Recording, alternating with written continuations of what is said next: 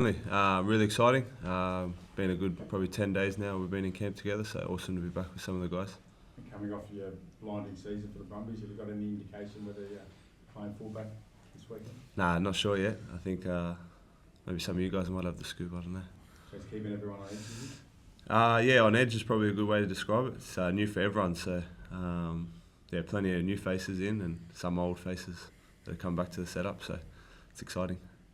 I guess, just on that Super Rugby form, what do you think just brought the best out of your game in 24, the Brumbies? Who did or what did? What was there anything you did different this year, or what do you put it down to?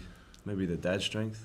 That's what Khan's telling me anyway. So I don't know. Yeah, like disappointment obviously. Everyone's quick to ask about that, but probably didn't change a whole lot apart from just the extra body in the house at home. So Bernie was really good obviously, and sort of steering me back into confidence early. Got a full pre-season. So yeah, nothing like drastically changed physically or anything for me. Just feel like you're in career best form now? It's hard for me to judge my own career best form, but I feel confident nonetheless. But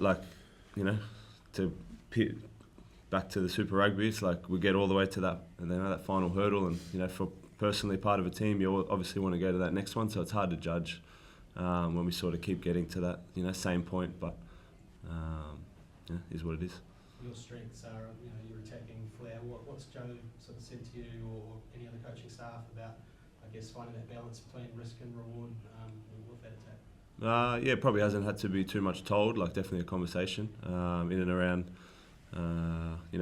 There's no secret to the success he's had when he's coached other sides outside of Australia. So trying to obviously get a team or a squad to buy into that sort of style of play is a little bit different to what we've seen here previously.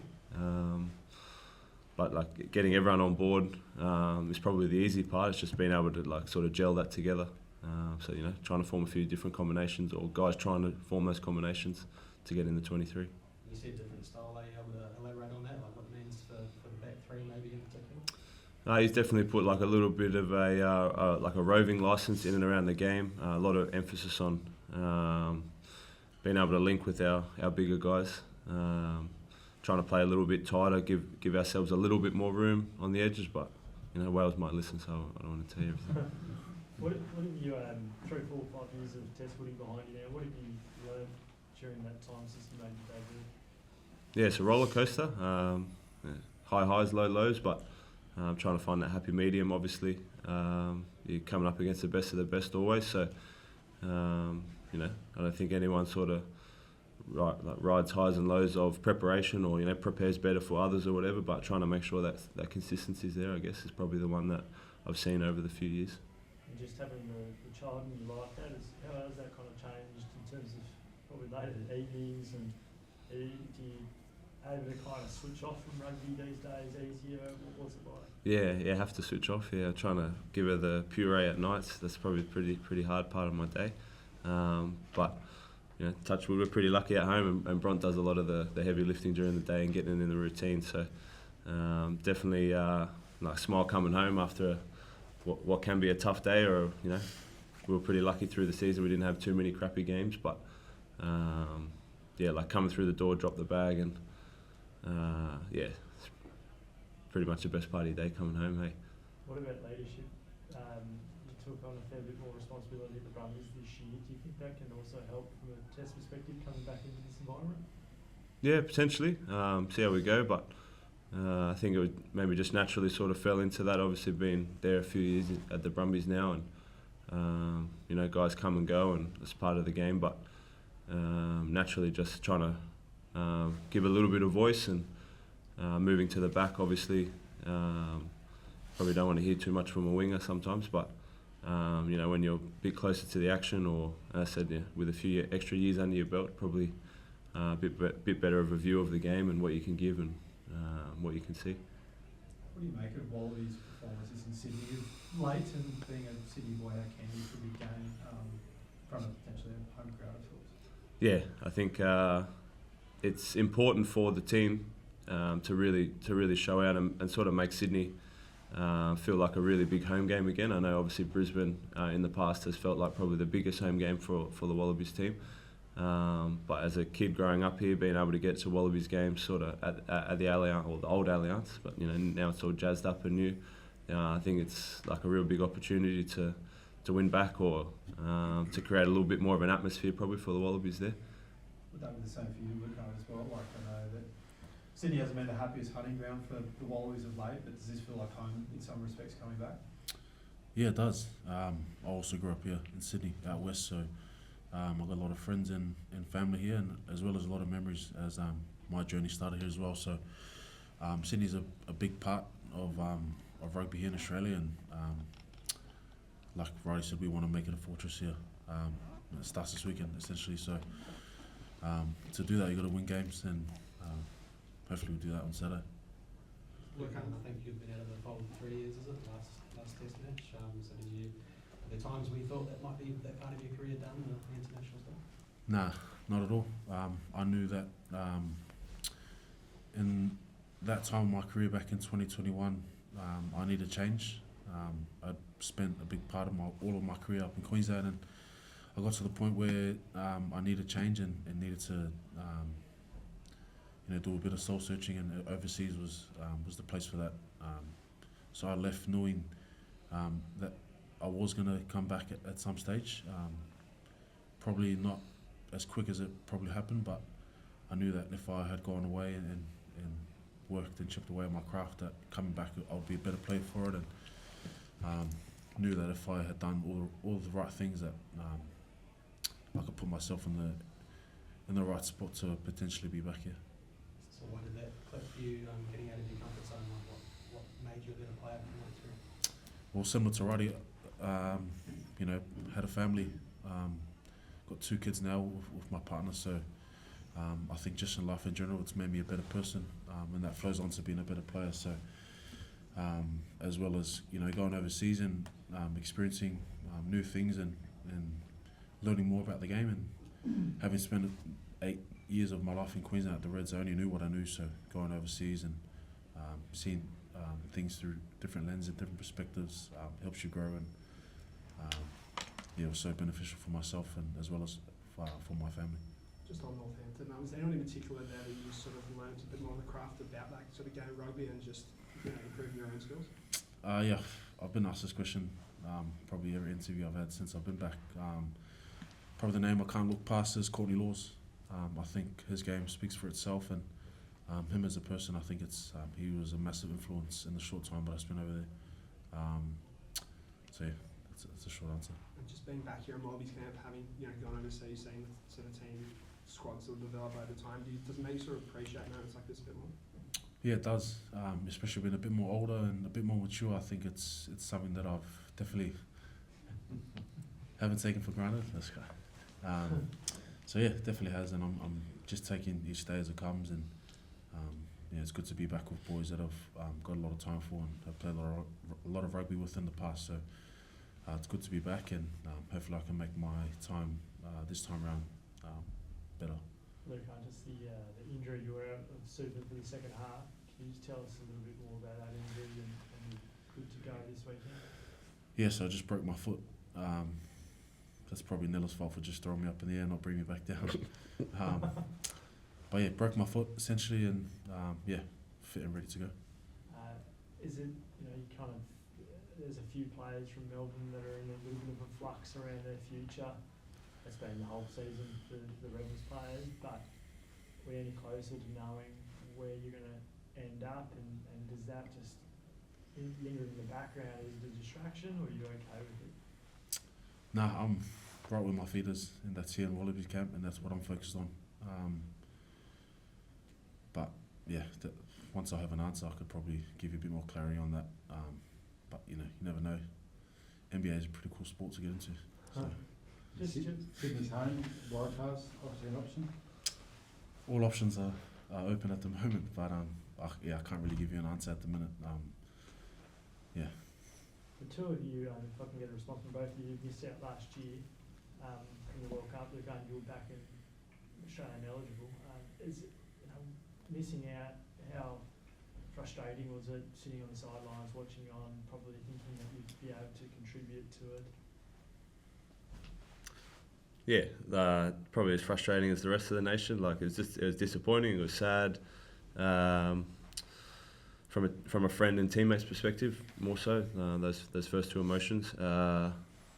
And you know that's the game though.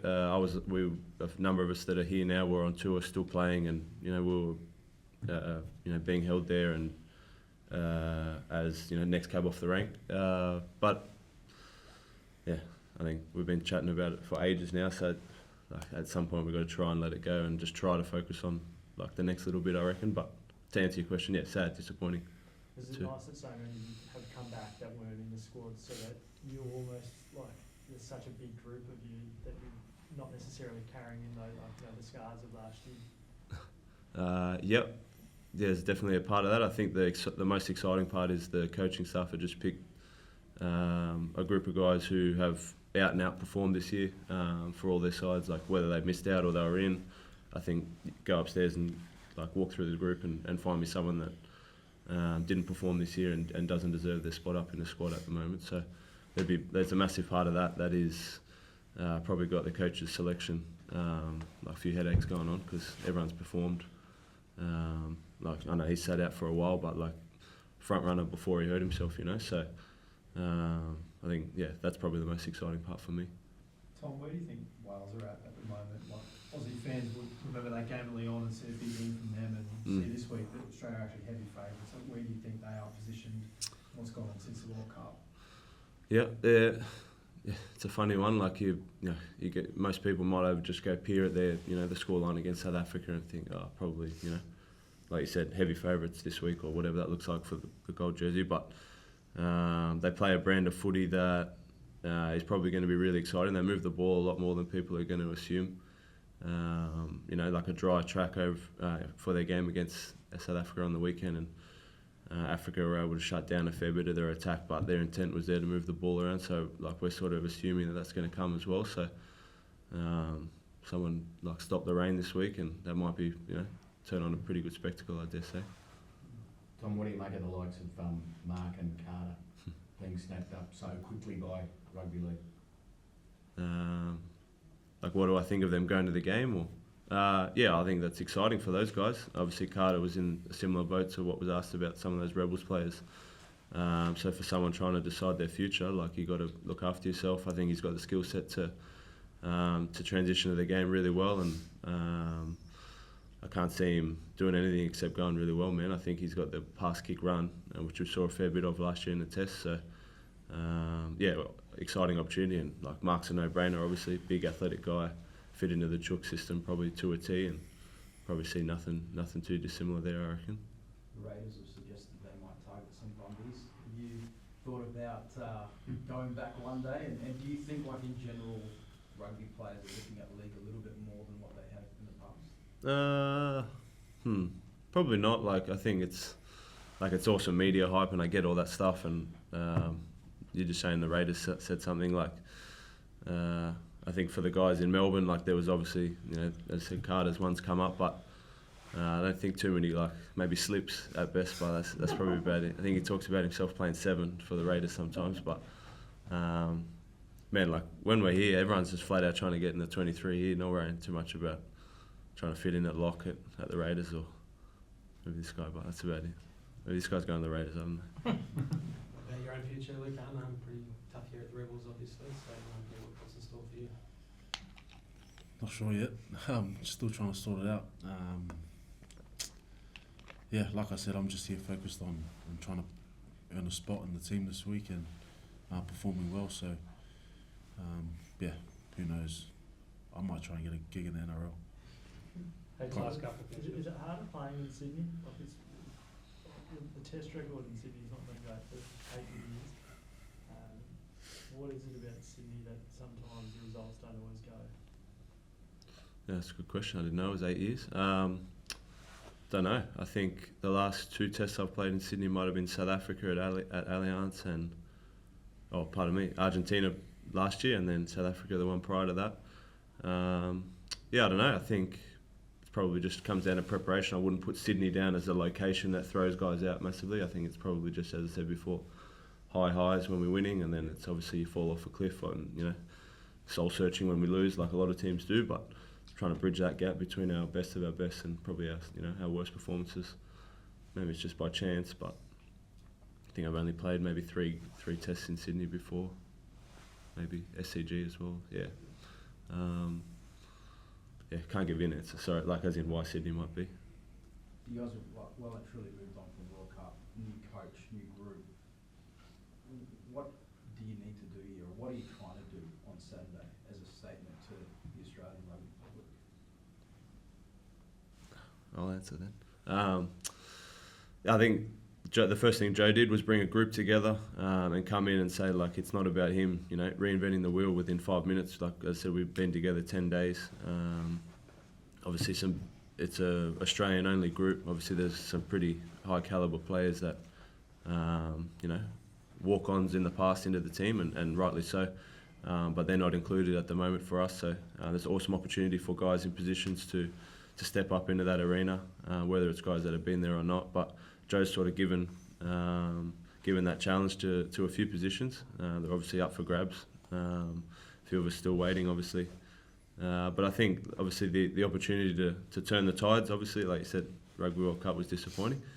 But, like, game at a time, we can't be looking this is a 3-test series or whatever it is in July, but, you know, win this one, win the next one, win the one after that, but there's no point looking at the next two. He's brought a coaching staff from here, there and everywhere who have got respect from all their different angles. Laurie obviously being, you know, one of the go-to Australian rugby coaching. Mike's come from where, you know, there's Jeff from Melbourne, and you know, we've got the coaching staff there to give us everything we need as players. So I think that's exciting for us. Thanks, guys. Appreciate it.